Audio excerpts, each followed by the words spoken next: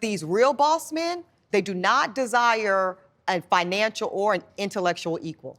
They are not attracted to it. It is a turn off. The pee-pee goes, burr, burr, burr. It does. I'm telling y'all the truth. They did not go to law school, L'Oreal, so they could end up with a peer. Welcome to Listen to Black Women. I'm L'Oreal, and we're here with Elle Varner. I'm a feminine woman, and traditionally, I want to play the feminine role. Ebony K. Williams. Our show up in this world is Ebony K. Williams, and no man can just hop on that. And the beautiful Melissa Ford. I want to preface all my answers with the fact that I am a progressive traditionalist. And let me tell y'all something, you are in for a treat of an episode, because you are sitting amongst women that are always gonna tell it like it is, whether they get backlash or not. So we have a lot of issues when it comes to when we wanna say what we want as Black women. Right, Ebony? Well, since you went there, yeah, it's interesting. So the past several months where I've been leading conversation Yes.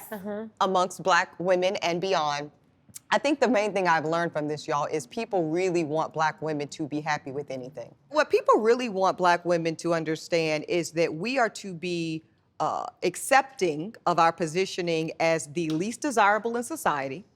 We should get the memo that nobody really wants a Black woman. Thus, if anybody was to find themselves willing to take up with us, we should be happy, we should be grateful, and we should shut up about it.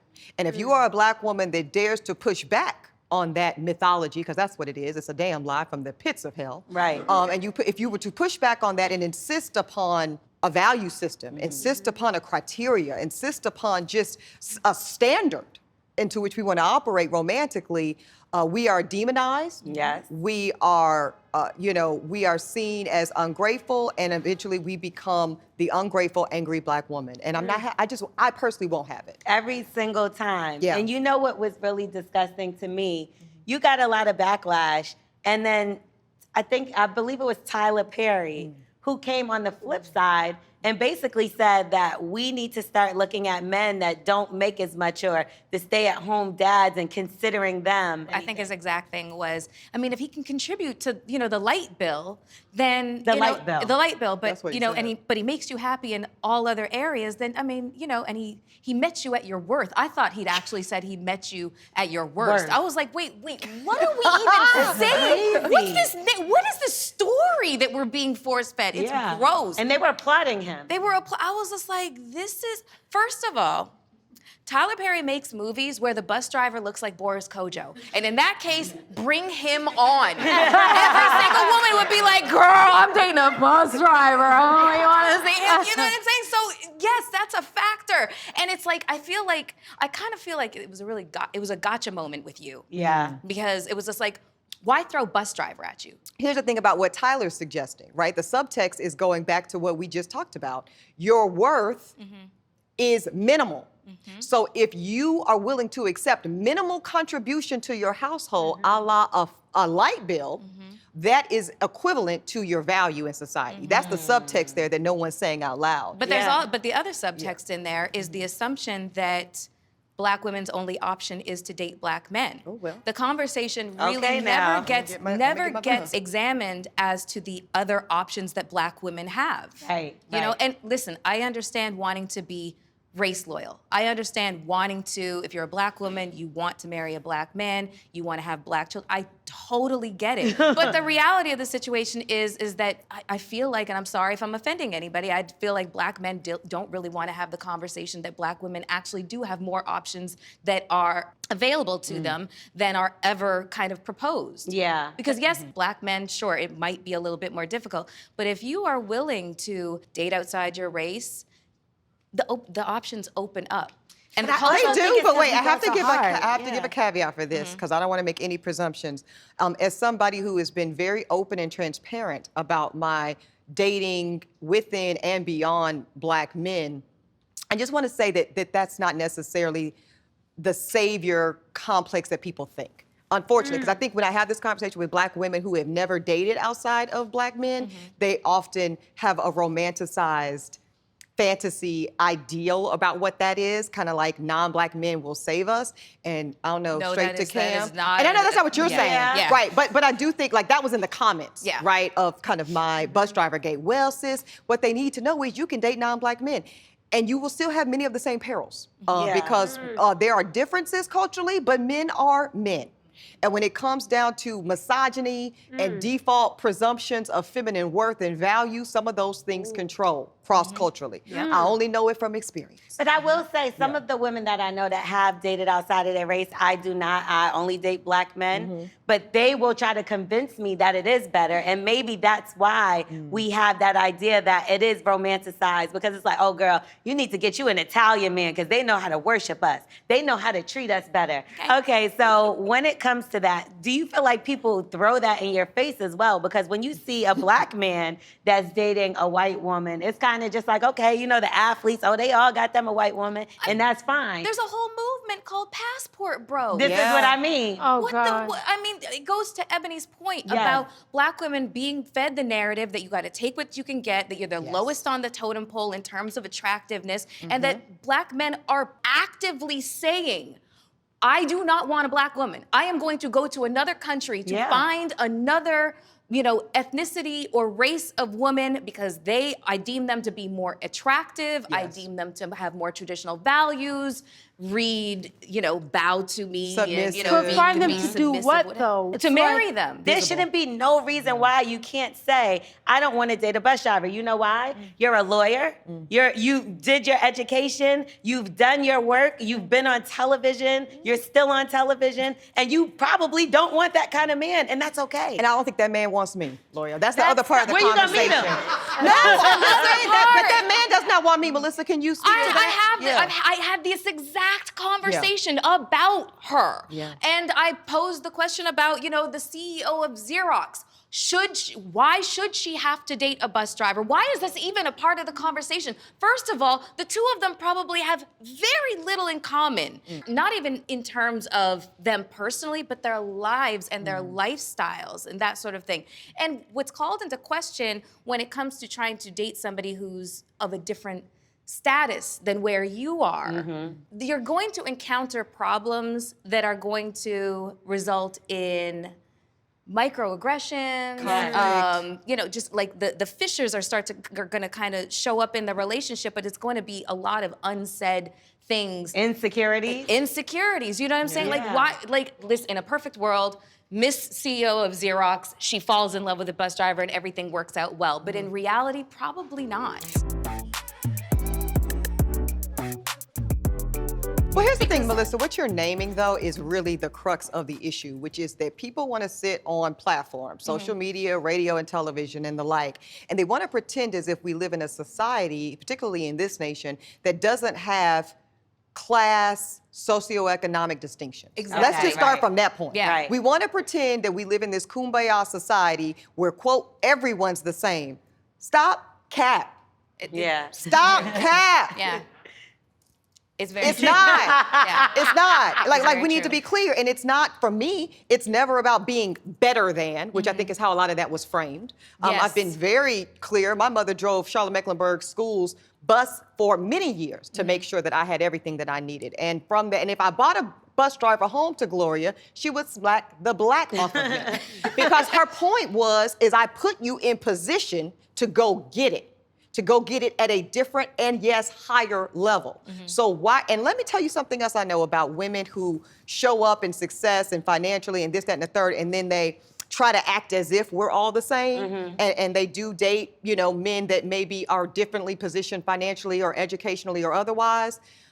They are typically resented. I'm gonna just tell you the truth. The women I know that build men, right? Yeah. Right? Because we've all done it. That's truth be told. In my first marriage, I paid the bills. Let's be clear. I'm not speaking hypothetically. I'm speaking from experience. I was a lawyer dating a grad student. Who do you think was running them bills? Right. Let's stop it. And what I felt, y'all, was I appreciate the lifestyle I get to live with you, but I hate you for it. Yes. But I hate you for it. Yes. I hate that I got to have my hand out when I want to go get these new kicks. I hate that I have to ask in a way about, well, where are we going on vacation and what does my contribution look like? Because I'm not running shop the way I really want to run shop as most men really like to lead their household. Right. Exactly. And so when I was talking about Miss CEO of Xerox, I'm saying, what is the problem with a woman of that stature? The amount of time that she's invested, not into her, schooling, but her profession, into her life, building herself up. Why shouldn't she feel like she should be equally yoked? Why is that a problem? Yeah. And then it's always the reverse card. Well, when men are titans of industries, do they go looking for equally yoked, et cetera, et cetera? No, because they're probably not going to go find it. I'm like, oh, Jesus, Lord, take the wheel. Yeah, well, they also want somebody that's going to follow them around and do what they want them to do. That's what I said. Yeah. Titans of industry are looking for women who are not going to say, I'm sorry, my schedule is Exactly. They need a woman who is going to be at their beck and call, who is going to be available for everything, who's going to have the kids, raise them, and just be available for them. Would you ever do something like that, Al? What?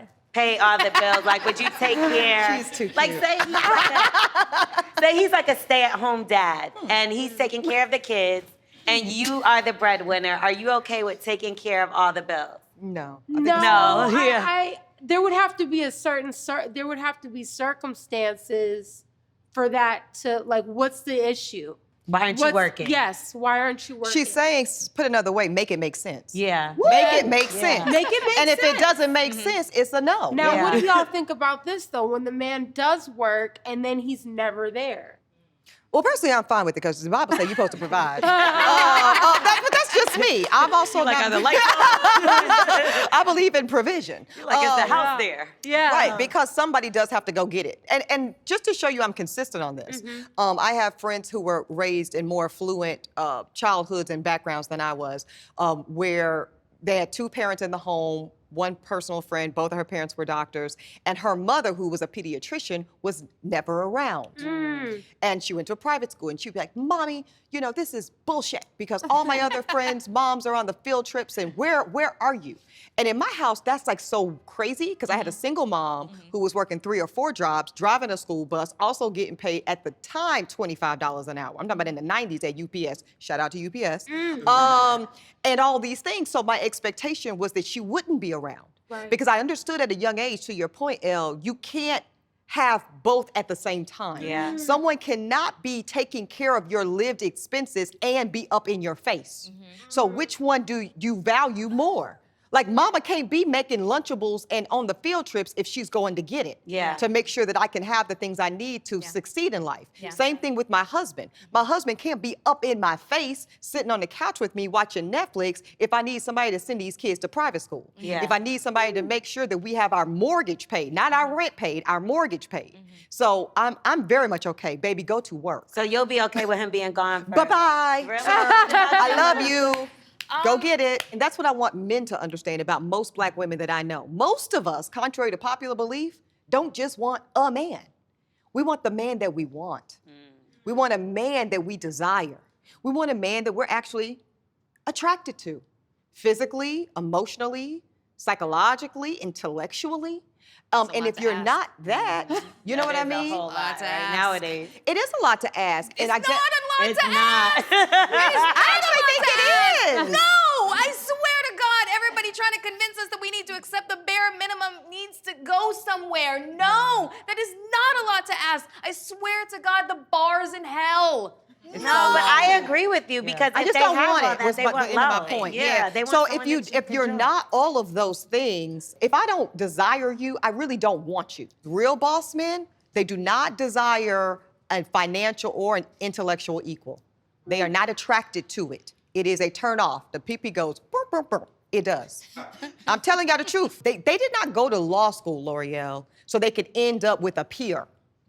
They went to law school, they went to medical school, they went to Harvard MBA so that they could be the dominant, so that they could run the shop. We're all single here on this panel. Are you single? I am definitely single. I'm newly single Yeah. I've been single a very long time. Yeah. and Single. and all successful, Yes. which is scary. So it is that hard, It is, right? it's- We're yeah. saying it's not that hard, but you have 4 successful women. Because the success is not to our advantage Beautiful. romantically. Now- okay, let's just name some things. Yeah. Okay, because I can't sit up on this panel and not name the fact that even in this conversation of 4 diverse women of different lived experiences, we still represent some similarities. Nobody on this panel is darker than a brown paper bag. We need to name that. Nobody on this panel is more than a size 10. And so let's just kind of expand the conversation. We represent a preference. Oh, am I the only one here? No, I'm listening. No, we're We listening. represent a preference amongst what society, and in particular, Black men have said they preferred. And yet, we represent Black women that are still paying a price and a tax for our success. Can we imagine what this conversation looks like with our darker melanated sisters? Can we imagine what this conversation looks like with our curvier sisters? So I think that this is showing, to me, the impetus of the crisis. We're in a crisis when it comes to Black women in romantic partnership, because to Melissa's point earlier, of course we can, and many of us do date outside of the Black race, but I'm never gonna try to convince a Black woman to want something she doesn't want. Oh, right? never, You know what I never, mean? absolutely if you not. don't, if you are attracted and desirous of a Black man, that's what I want for you. All right, thank y'all so much. Thank you. Listen, this was an amazing conversation. Melissa, Ebony, L. Listen, we got to do a part 2, I think. We're Yes. gonna have to. All right, listen to Black Woman. Thank y'all so much for watching, and make sure you check out more episodes at MadameNoire.com.